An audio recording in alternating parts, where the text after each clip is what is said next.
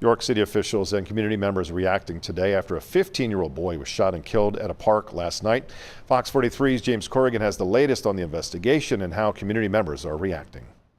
A community suffering but refusing to surrender as York City community members stood together in solidarity at Penn Park, where a 15-year-old boy Tuesday night was shot and killed just feet from where they stood and prayed. I'm hurt, I'm broke, but my community won't let me stay in those pieces. York GVI leader Tiff Lowe has been responsible for saving countless young lives in York through her program and has been credited with the Sharp-Downed Herman homicides in the last several years. Tuesday night's shooting left a painful reminder for Lowe and the community that more needs to be done to keep children in York safe. We gotta do better. Babies were running yesterday in this park while somebody sprayed.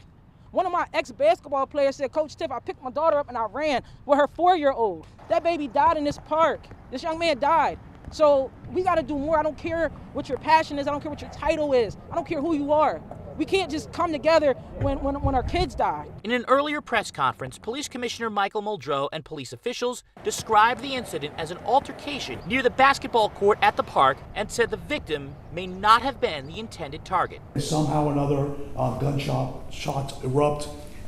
Kids, because unfortunately there was a lot of kids out there last night, run, and that's where our victim is struck. The murder is the second in York City in just 5 days. After 31-year-old Nadir Collier was shot and killed Friday, the incident marks the 4th in the city so far this year, one more than last year at this time. Lowe says she plans to knock on the surrounding doors and talk to the community as a way to bring them together, even in the face of tragedy. I never know what the next step is, but I'm always praying, I'm always believing that the next step is a step closer to where we are having more graduations and less funerals. That's what my next step is always. Now, there are no suspects at this time, and we do not yet know the identity of the victim or whether he's involved in any of the altercations or just a bystander last night. Police are asking any of the parents of the children who were here last night to reach out and talk to them to see what the issue was and how it can be prevented.